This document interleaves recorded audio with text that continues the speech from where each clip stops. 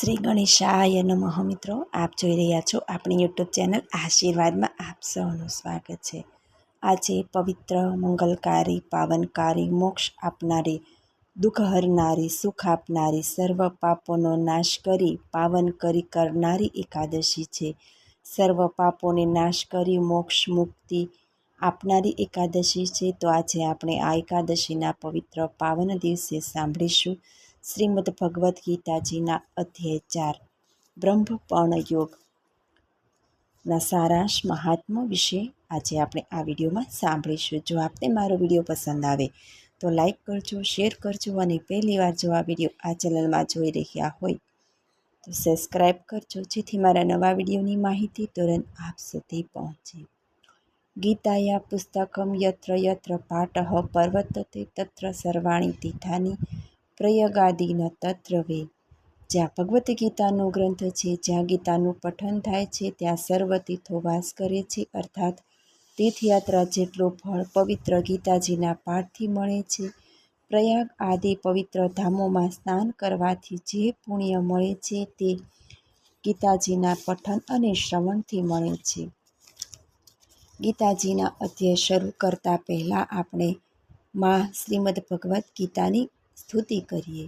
ગીતા સુગીતા કર્તવ્ય કી મન્ય હિ સંગ્રહી યા સ્વયં પદ્મનાભસ્ય મુખદ્વાની સુતા. જે દિવ્ય છે, જે મધુર છે, તેનું સતત ધ્યાન કરો, નિયમિત તેની સમીપ રાખો. કારણ કે ગીતા એ ગંગાથી પણ વધારે છે. કેમ કે ગંગામાં સ્નાન કરવાવાળું પોતે મુક્ત થાય છે, પણ બીજાને મુક્ત કરી શકતો નથી, પરંતુ ગીતાથી પોતે મુક્ત થાય છે અને બીજાને મુક્ત કરવામાં સમર્થ બને છે. ગંગા ભગવાનના ચરણમાં પ્રગટ થઈ છે, જ્યારે ગીતા તો સાક્ષાત ભગવાન શ્રી કૃષ્ણના મુખ કમળમાંથી પ્રગટ થઈ છે. ચોથો અધ્યાય કર્મ બ્રહ્મપર્ણ યોગનો સારાંશ.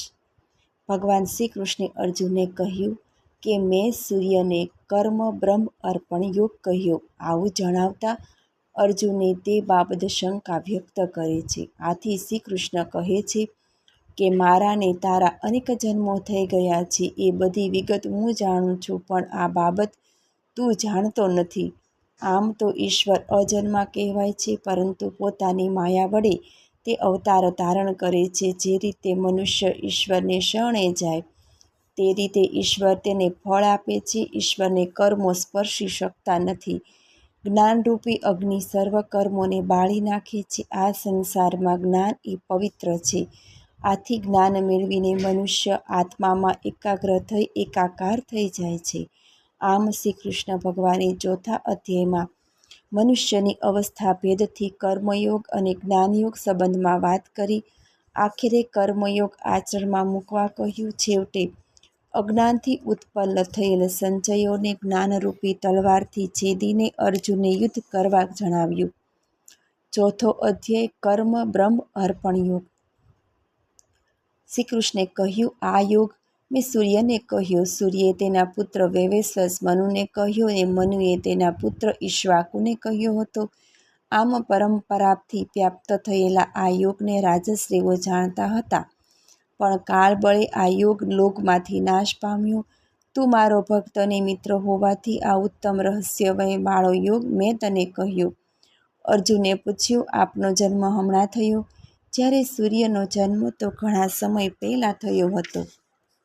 તો પછી આપે આ યોગ સૂર્યને કહ્યો એ બાબત હું શી રીતે માનું?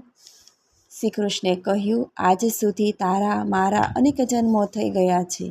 તે બધાની મને ખબર છે, પણ તું જાણતો નથી.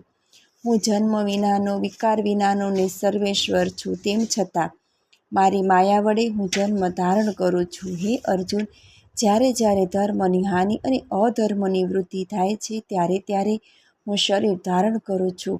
સાધુ પુરુષોના રક્ષણ માટે, દુષ્ટોના વિનાશ માટે અને ધર્મની સ્થાપના માટે હું યુગે યુગે પ્રગટ થાઉં છું.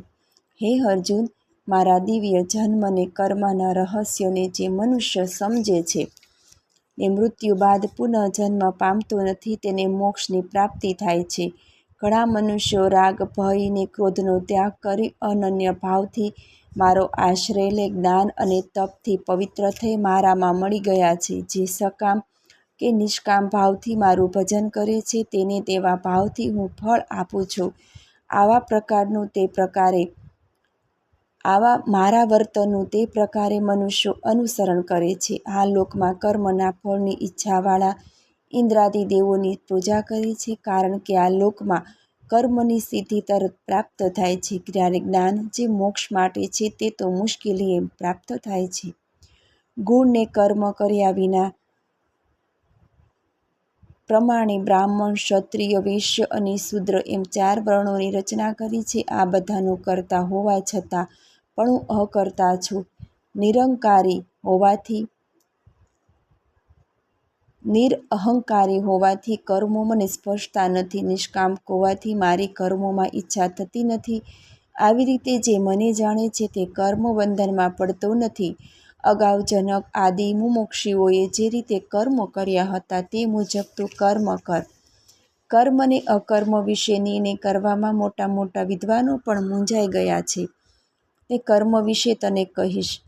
જે જાણ્યા પછી સંસારમાંથી તારી મુક્તિ થશે. કર્મ, અકર્મ ને વિકર્મનું રહસ્ય જાણવાની જરૂર છે, કેમ કે તેની ગતિ ગહન છે. જે મનુષ્ય ફળની આશા વગર કર્મો કરે છે તે જ્ઞાનરૂપી અગ્નિથી જેના કર્મો બળી ગયા છે તેને વિદ્વાનો પંડિત કહે છે. જે કર્મ ને કર્મ ફળમાં ઈચ્છા નથી કરતો, નિજાનંદમાં તૃપ્ત રહે છે, કોઈનો આશ્રય લેતો નથી, જે બધી આશાઓને ત્યાગી અંતઃકરણને શરીરને વશમાં રાખી બધું છોડી શરીરના નિર્વાહ માટે કર્મ કરે છે તેને પાપ સ્પર્શી શકતું નથી. જે લાભથી સંતોષ માને, ઠંડી, ગરમી, સુખ, દુઃખ, હાનિ, લાભ સરખા જુએ, દ્વેષભાવ ન રાખે, સિદ્ધિ અસિદ્ધિમાં સમબુદ્ધિ રાખે, તે કર્મ કરે છતાં કર્મ બંધનમાં પડતો નથી. જે નિષ્કામ છે, રાગદ્વેષથી મુક્ત છે, જ્ઞાનવાળો છે ને પરમાત્મા અર્થે કર્મ કરે, તેના સઘળા કર્મો વાસના સાથે નાશ પામે છે. અપણ કરવાની ક્રિયા બ્રહ્મ છે. મોહમાનો પદાર્થ બ્રહ્મ છે. બધામાં બ્રહ્મ ભાવે સ્થિર છે તે બ્રહ્મને પામે છે. કેટલાક કર્મયોગીઓ ઇન્દ્રિય આદિની પૂજા કરે છે. જ્ઞાનયોગીઓ યજ્ઞાદિ બધા કર્મોને બ્રહ્મમાં વિલીન કરે છે. તેનું નામ જ્ઞાન યજ્ઞ છે. કેટલાક યોગીઓ કાન, નેત્ર આદિ ઇન્દ્રિયોને સંયમરૂપી અગ્નિમાં હોમે છે, જ્યારે બીજાઓ શબ્દ દ્વારા વિષયોને ઇન્દ્રિયરૂપી અગ્નિમાં હોમે છે. કેટલાક ઇન્દ્રિયોના સર્વ કર્મોને તથા પ્રાણોના કર્મને જ્ઞાનથી પ્રગટેલા આત્મસંયમરૂપી યોગ અગ્નિમાં હોમે છે. કેટલાક યોગીઓ દ્રવ્ય યજ્ઞ કરનારા, તપયજ્ઞ કરનારા, યોગયજ્ઞ કરનારા ને સ્વાધ્યાય યજ્ઞ કરનારા હોય છે. કેટલાક અપાન વાયુમાં પ્રાણનો ને પ્રાણમાં અપાન વાયુનો હોમ કરે છે. કેટલાક યોગીઓ પ્રાણ તથા અપાનની ગતિને રોકીને પ્રાણાયામમાં રહેતા હોય છે. વળી કેટલાક પોતાનો આહાર ઓછો કરી પોતાના પ્રાણને વિશ્વના પ્રાણોમાં હોમે છે.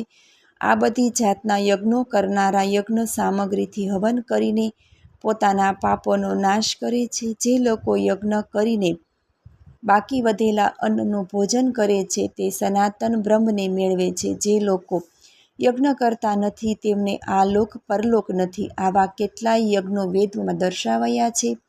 તે બધાને ઉત્પત્તિ કર્મથી થઈ છે તેમ સમજવાથી તારી મુક્તિ થશે.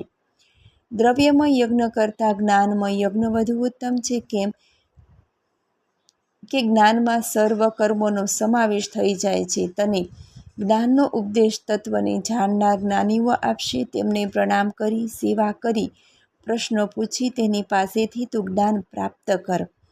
તને જ્ઞાનની પ્રાપ્તિ થતાં તું ક્યારેય મોહવશ થશે નહીં. જો તું વધુ પાપ કરનાર હોઈશ તો પણ જ્ઞાનરૂપી વહાણ મારફત પાપરૂપી સમુદ્રને તું તરી જઈશ. જેમ સળગતો અગ્નિ લાકડાને બાળે, તેમ આત્મજ્ઞાનરૂપી અગ્નિ પ્રારબ્ધ કર્મ સિવાયના બધા સંચિત ને ક્રિયામણ કર્મનો નાશ કરે છે. ગુરુના ઉપદેશથી તેમના પર શ્રદ્ધા રાખનાર જ્ઞાન પ્રાપ્તિ માટે તત્પર ને જીતેન્દ્રિય મનુષ્યને આ જ્ઞાન પ્રાપ્ત થાય છે. આ માટે તેને કર્મયોગ કરવો જોઈએ. આ જ્ઞાન લાભ થતાં તે મોક્ષ પ્રાપ્ત કરી શકે છે. જે ગુરુના ઉપદેશને ગ્રહણ કરતો નથી, અશ્રદ્ધા સંદેહ રાખે, તે નાશ પામે છે. તો હે અર્જુન, જેણે બધા કર્મો ઈશ્વરને અર્પણ કર્યા છે, બધા વહેમો નાશ પામ્યા છે, એવા આત્મનિષ્ઠ મનુષ્યને કર્મો બંધનમાં નાખી શકતા નથી. માટે હે અર્જુન, તેથી તારા હૃદયમાં અજ્ઞાનથી ઉત્પન્ન થયેલા સંચયોને જ્ઞાનરૂપી તલવારથી કાપી નાખીને યુદ્ધ કરવા તું તૈયાર થા. ઇતિ શ્રીમદ્ ભગવદ્ ગીતામાં શ્રી કૃષ્ણ અર્જુન વચ્ચે થયેલ સંવાદમાં કર્મ બ્રહ્મ પણ યોગ નામનો ચોથો અધ્યાય સમાપ્ત. ચોથા અધ્યાયનું મહાત્મ્ય અને તેનું ફળ. પાર્વતીજીએ શંકર ભગવાન અને લક્ષ્મીજી વિષ્ણુ ભગવાનને કહ્યું, પ્રભુ, આપ હવે અમને ચોથા અધ્યાયનું મહાત્મ્ય અને તેના ફળ વિશે જણાવો. આથી કરીને શંકર ભગવાને પાર્વતીજીને, વિષ્ણુ ભગવાને લક્ષ્મીજીને આ મુજબની એક કથા કહી સંભળાવી. કાશીમાં દેવદત્ત નામનો એક બ્રાહ્મણ રહેતો હતો. એક દિવસ તે વેદ વ્યાસના દર્શન કરવા ગંગા પાર કરીને રામનગર ગયો. ત્યાં જે કૂવામાંથી પાણી કાઢી તે નાહી ધોઈ સંધ્યા પૂજા કરી. આ કૂવાની પાસે બોરડીના 2 વૃક્ષો હતા. તેની પાસે બેસી તેને ગીતાના ચોથા અધ્યાયના પાઠ કર્યું. પછી જમી થોડો આરામ કરી પોતાના રહેઠાણે ચાવ્યો. દેવદત્તના ગયા પછી આ બંને વૃક્ષો પડી ગયા. બંને વૃક્ષ યોનિમાંથી મુક્ત થઈ કાશીના એક બ્રાહ્મણને ત્યાં કન્યાઓ રૂપે જન્મ લીધો. વર્ષો પછી પેલી કન્યાઓએ દેવદત્તને જોયો. તે સાથે પોતાના ગત જન્મનું સ્મરણ થઈ આવ્યું. પેલી કન્યાઓએ દેવદત્તને કહ્યું કે આપ વૃક્ષ યોનિમાંથી અમારો ઉદ્ધાર કરી મનુષ્ય અવતાર પ્રાપ્ત કરવામાં સહાયક બન્યા છો. તેમની આ વાત સાંભળી આશ્ચર્ય થશે, પણ એક સમયે રામનગરમાં આપ એક વૃક્ષ નીચે બેસી ગીતાજીના ચોથા અધ્યાયનો પાઠ કરવાથી અમારો ઉદ્ધાર થયો અને અમને આ જન્મ મળ્યો છે. અમને અમારા પુનઃજન્મનું સ્મરણ થતાં તમને આ વિગત કહી. તમને તે અગાઉના અવતારની વિગત પણ જણાવીએ. અમે અગાઉના અવતારમાં અપ્સરાઓ હતી. ગોદાવરીના કિનારે છીનપાપ નામના સ્થાનમાં સત્યતપા નામના ઋષિ તપસ્યા કરતા હતા. તેમની તપસ્યાથી ગભરાઈ ઇન્દ્રે અમને તપોભંગ કરવા મોકલી. ઇન્દ્રની આજ્ઞા થતાં અમે સત્યપા ઋષિના આશ્રમે આવી તેનો તપભંગ કરવા અનેકવિધ પ્રયત્નો કર્યા. તપસ્વી ધ્યાનભંગ થતા ગુસ્સાથી તેમણે તમને બોરડીના વૃક્ષ બનવાનો શ્રાપ આપ્યો. આથી અમે ગભરાઈ જઈ ઋષિને કરગરવા લાગ્યા અને સાચું કારણ દર્શાવ્યું.